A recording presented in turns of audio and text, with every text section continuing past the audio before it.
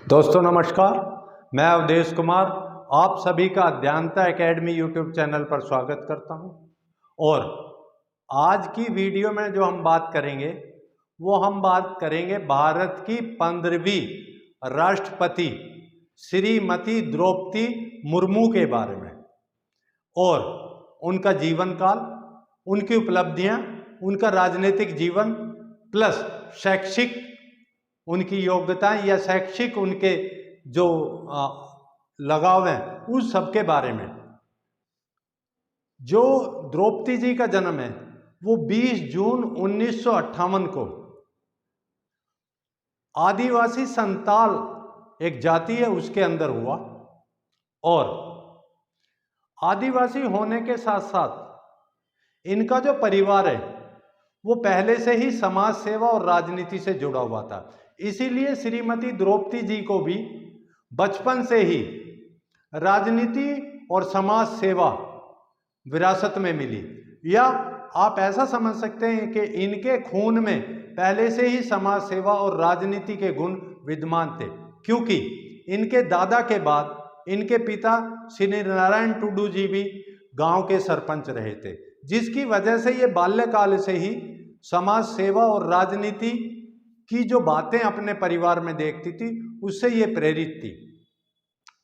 और इनका जो जीवन है बहुत ही उतार चढ़ावों से भरा जीवन रहा है, क्योंकि 2009 से लेके 2015 तक श्रीमती द्रौपदी जी ने अपने 5 सगे लोगों को खो दिया।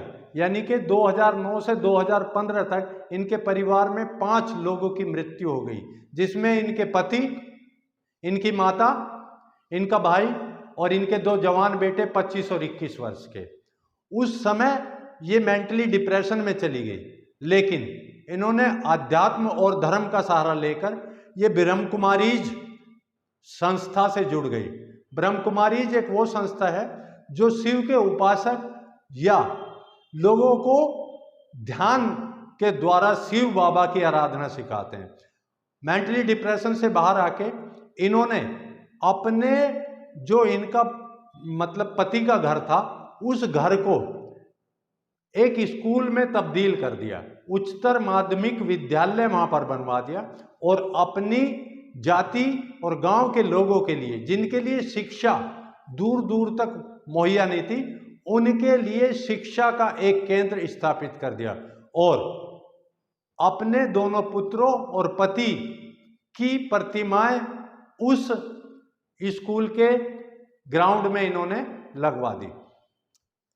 अगर हम देखें द्रौपदी जी वैसे तो देश की द्वितीय महिला राष्ट्रपति हैं, क्योंकि इनसे पूर्व श्रीमती प्रतिभा पाटिल जी देश की प्रथम महिला राष्ट्रपति रही हैं।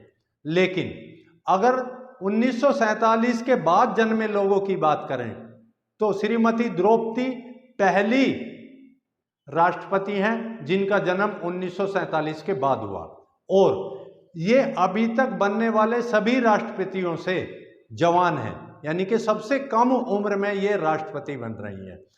इसके अलावा जो इनकी उपलब्धि हैं उनके बारे में अगर आप गौर करें तो 1979 यानी कि 1979 में द्रौपदी जी ने रमा देवी महिला महाविद्यालय भुवनेश्वर उड़ीसा से ग्रेजुएशन किया। 1983 में उड़ीसा सरकार के अधीन सिंचाई विभाग में बतौर कनिष्ठ लिपिका रही।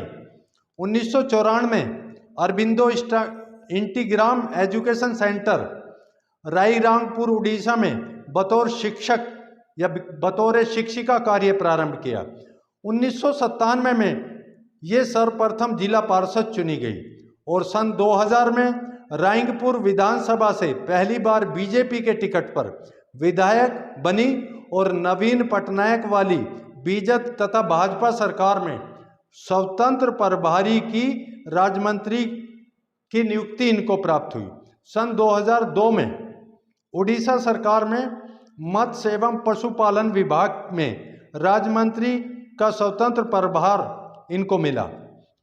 सन 2006 में श्रीमती द्रौपदी जी बीजेपी के अनुसूचित जाति मोर्चा की उड़ीसा प्रदेश के अध्यक्ष भी बनी और सन 2009 में बीजेपी के टिकट पर दोबारा विधायक चुनी गई। 2015 में द्रौपदी मुर्मू जी झारखंड की राज्यपाल नियुक्त हुई और ये प्रथम महिला राज्यपाल बनी।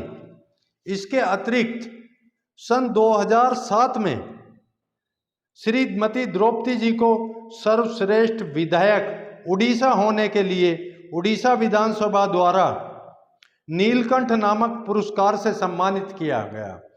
इन सब उपलब्धियों और कार्यकाल को देखते हुए हम ये कह सकते हैं कि श्रीमती द्रौपदी जी के पास जो इनका कार्य करने का अनुभव है और जो इनके जीवन में कर्मठता है, जो इनकी किसी भी कार्य के प्रति सेवा भाव है, उन सब के आधार पर ये भारत के लिए बहुत ही उपयोगी और उचित कार्य करने में सफल होंगी।